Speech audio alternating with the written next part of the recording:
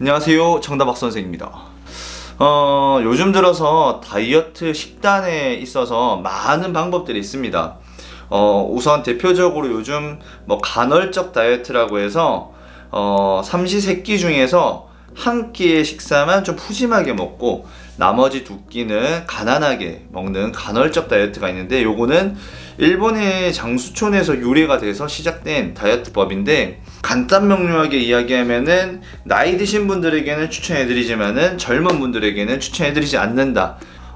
젊은 분들에게는 대사량 자체가 워낙 높기 때문에 간헐적 다이어트를 잘못했다가는 폭식 증후군에 걸릴 수도 있고, 또는 혈당 수치가 한 번에 갑자기 올라가고 한 번에 또 떨어지고 이래서 당뇨병에 걸리실 수도 있습니다. 그래서 간헐적 다이어트에 대해서는 솔직히 말씀드리면은 제 견해는 좀 반대하는 입장이고요. 다이어트의 팩트가 일단 포만감, 두 번째가 체지방을 에너지원으로 쓴다, 세 번째가 탄수화물을 적게 먹을 수 있다.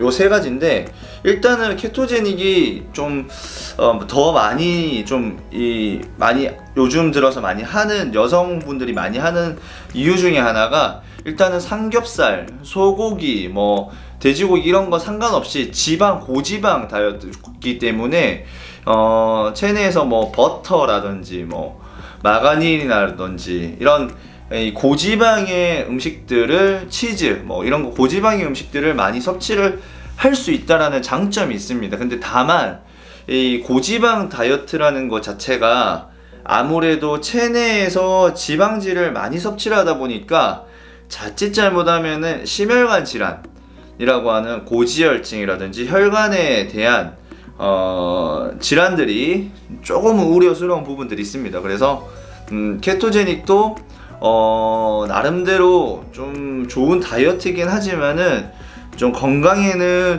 썩 좋지 않을 수 있기 때문에 어느 정도 잘 알고 요 다이어트를 실행하는 게 제일 좋다라고 저는 생각합니다. 체지방으로 전환이 되는 것 때문에 사람들이 이 탄수화물이라는 것만 잘 조절하시더라도 다이어트에 성공할 수 있는데, 어쨌든 간헐적 다이어트고 케토제닉 다이어트고 이 두 가지를 저는 조합을 해서 식단 관리를 하는, 4시간마다 식사 시간을 지킨다, 첫 번째.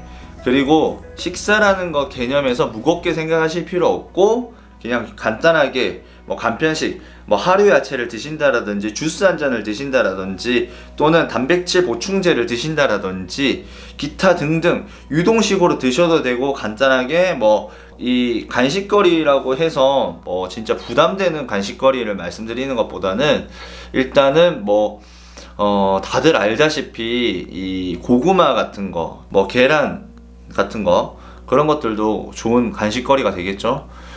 하지만 빵, 과자, 기름에 튀긴 음식은 최대한 절제를 하셔야 되고, 이거를 꼭 드시지 말라는 건 아니에요.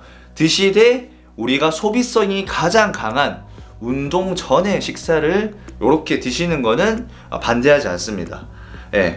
그렇게 해서 드시고 나머지 식사 시간대에는 그냥 4시간마다에 맞춰서 본인이 최대한 질리지 않는 간식거리를 준비하시는 게 좋겠죠.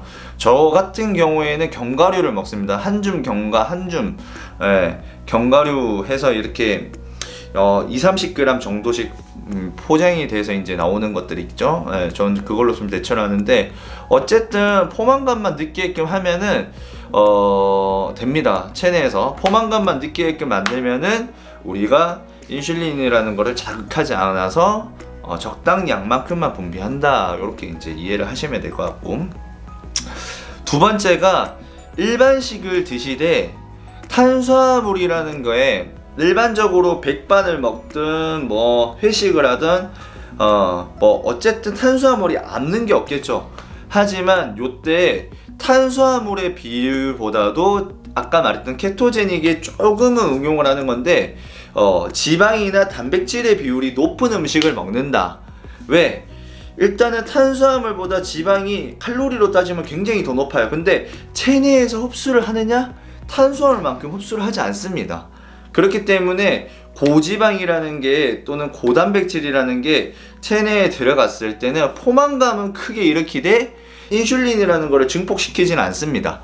그렇기 때문에 회식 자리를 가더라도 고기에 상추쌈을 해서 많이 먹고 탄수화물 최대한 줄이고, 육류보다는 아무래도 어패류 쪽, 해산물 쪽으로 가시게 되면은 고지방이라도 일단은 불포화 지방산의 함유량이 훨씬 더 높겠죠. 그래서 심혈관에서도 되게 좋은 영향을 차지하기 때문에 그렇게 생각을 하시면 됩니다. 자, 그래서 종합적으로 크게 두 가지. 일단은 첫 번째, 4시간마다 먹는다. 인슐린을 자극하지 않게 하기 위해서. 두 번째, 회식 자리나 또는 식사를 할 때 탄수화물의 비율을 최대한 줄여서 먹는다. 그 외에 고지방과 고단백을 드시는 위주로 드시되 최대한 탄수화물의 비율을 줄인다. 물론 야채를 드시는 것도 당연히 탄수화물을 줄이는 방법입니다. 그렇게 이해만 하시면은 누구나 다 뇌가 스트레스 받지 않고 또는 지속 가능한 다이어트의 식단을 누구나 할 수 있습니다. 10월달 약 한 3개월에서 4개월 전이죠. 그때 제 체중이 113kg였는데 지금 현재는 97kg 정도 나갑니다. 약 16kg 정도를 감량했는데 16kg 4개월 만에 어떻게? 라고 이야기를 하시는 분들도 있겠죠. 하지만 저는 일단 운동은 일단은 필수적으로 합니다. 그리고 제 몸에 대한 연구를 하기 위해서 운동은 필수적으로 하고, 또 많은 분들이 알다시피 운동에 대해서 많이 이제 정보들을 드리고 있죠. 운동에 일단은 비중을 빼고, 식단에 대해서는 꼭 하루에 한 끼는 일반식을 먹습니다. 일반식. 어떤 일반식을 먹을까요? 하루에 한 끼의 일반식은 간단하게 집에서 일반식을 먹을 때도 있고, 일반적인 백반의 집에 가서 백반을 먹을 때도 있습니다. 그 일반식을 먹는 때는 언제냐? 바로 운동 전입니다. 그리고 나머지 식사도 마찬가지로 일반식이보다도 일단은 고단백질의 일반식이라고 보시면 됩니다. 그래서 일단은 일반식이라고 해서 하루에 한 끼만 먹고 나머지는 그러면은 닭가슴살만 먹나요? 라고 하실 수 있는데, 닭가슴살만 먹진 않고요. 밑반찬, 저희가 이제 고사리 나물도 좋아하고 파래무침도 좋아하고 그리고 김치, 그리고 뭐 오이소박이, 뭐 무냉채, 무생채, 이런 우엉조림, 이런 것들 다 밑반찬들 시중에 마트 같은 데 가면 다 팝니다. 그래서 그거 위주로 해서 닭가슴살을, 저는 갓 구운 닭가슴살이 그나마 먹기가 좋더라고요. 그래서 닭가슴살을 살짝 데워서 또는 구워서 또는 조리된 닭가슴살도 있잖아요. 또는 기호에 따라 닭가슴살 난 싫다라고 하면은 뭐 단백질의 비율을, 저는 근육을 만들어내야 되기 때문에 단백질의 비율을 높게끔 하기 위해서 뭐 계란을 드신다라고 하든 계란 스크럼블을 해서 드셔도 되고, 기타 등등 방법은 많습니다. 또는 나는 그렇게 해서 닭가슴살 뭐 이런 거 다 잘 안 넘어간다 그러면은 웨이 프로테인, 뭐 단백질 보충제 한 컵 마시고 그 외에 그냥 일반 백반을 나물과 함께 드셔도 됩니다. 주로 이제 탄수화물을 밥으로 못 먹으면은 입이 심심해서 주전부리를 먹습니다. 그래서 강냉이 같은 것도 먹고요. 그리고 과자, 비스켓 같은 거는 뭐 너무 땡길 때는 한두 개씩 먹긴 하는데, 어쨌든 자기 전에는 최대한 조절을 합니다. 또 한 가지 팁을 또 드리자면은, 외식을 하실 때 제가 이건 추천이 아니라 이것만 제한을 한 나머지 외식은 다 저는 좋다라고 생각하는 게, 일단은 중식은 모든 음식 다 기름에 튀기고 볶고 하는 것들이 대부분이기 때문에, 중식은 진짜 일주일에 한 번 내가 진짜 너무 먹고 싶은 날이 있다, 그때 중식을 드시고, 나머지 뭐 월화수목금 뭐 토 요일까지 해서 나머지 날은 그냥 일반적으로 그 외, 중식 외, 자 한식, 양식, 뭐 일식 같은 것들도 괜찮습니다. 그렇게 해서 드시는 것도 좋은 팁이 될 수 있을 것 같습니다.